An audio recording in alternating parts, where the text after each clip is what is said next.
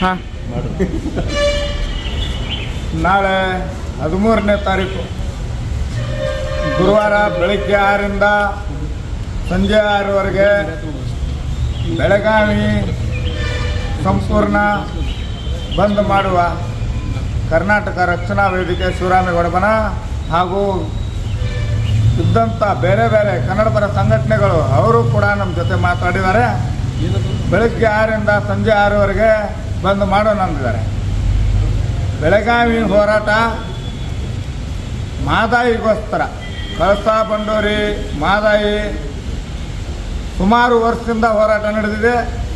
ಬೆಳಗಾವಿ ಬಂದ್ ಕರೆ ಅಂದರೆ ಮಾದಾಯಿ, ಕಳಸಾ ಬಂಡೂರಿ ಹಾಗೂ ಕೃಷ್ಣಾ ನದಿ, ಇದಕ್ಕೋಸ್ಕರ ಬೆಳಗಾವಿ ಬಂದ್ ಕರೆ ರೈತರು ನಾವು ಎಲ್ಲ ಸೇರಿ ಬಂದ್ ಮಾಡೇ ಮಾಡ್ತೀವಿ. ವಾಟಾಳ್ ನಾಗರಾಜ್ ಹೇಳಿದಂಥ ಅಖಂಡ ಕರ್ನಾಟಕ ಬಂದ್ ಕರೆಯನ್ನು ಕೊಟ್ಟಿದ್ದರು ಮತ್ತು ರಾಜ್ಯದ ಜನ, ರಾಜ್ಯದ ಕನ್ನಡ ಪರ ಹೋರಾಟಗಾರರು ಅರ್ಧ ಜನ ಬೆಂಬಲ ಅದಾರೆ, ಅರ್ಧ ಜನ ನೈತಿಕ ಬೆಂಬಲ ಅಂತ ಹೇಳ್ತಾರೆ. ನೈತಿಕ ಬೆಂಬಲ ಅಂದರೆ ಈಗ ಒಂದು ವೇಳೆ ಕಾವೇರಿ ಅದು ನೀರನ್ನು ಬಿಡುಗಡೆ ಮಾಡಿದ್ದಾರೆ ಅಂತ ತಿಳ್ಕೊಂಡು ಅದಕ್ಕಾಗಿ ಅರ್ಧ ಜನ ನೈತಿಕ ಬೆಂಬಲ ಅಂತ ಕೊಡ್ತಾರೆ. ಅದು ಅವ್ರಿಗೆ ಬಿಟ್ಟಂಥ ವಿಷಯ. ನಮ್ಮ ಬೆಳಗಾವಿ ಜಿಲ್ಲೆಯ ಬೆಳಗಾವಿಯಲ್ಲಿ ಇದ್ದಂಥ ನಮ್ಮ ನೀರನ್ನು, ನಮ್ಮ ಹಕ್ಕು, ಹಾಗೆ ಬೆಳಗಾವಿ ಮಾದಾಯಿ ಕಳಸಾ ಬಂಡೂರಿಗೆ ಹತ್ರ ನಾವು ಬೆಳಗಾವಿ ಬಂದ್ ಮಾಡ್ತೇವೆ, ಬಂದ್ ಮಾಡೇ ಮಾಡ್ತೇವೆ.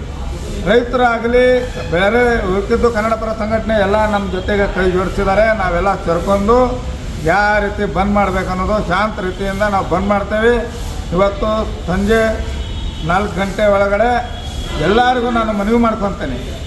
KSRTC ಡಿಪೋದವ್ರಿಗೇನು ನಾನು ಹೇಳ್ತೇನೆ, ಹೋಗಿ ನಾಳೆ ಬಂದ್ಗೆ ನೀವು ಬೆಂಬಲ ಕೊಡಲೇಬೇಕು. ಬೆಳಗಾವಿಗೋಸ್ಕರ, ಮಾದಾಯಿಗೋಸ್ಕರ ಹೋರಾಟ ಇದೆ.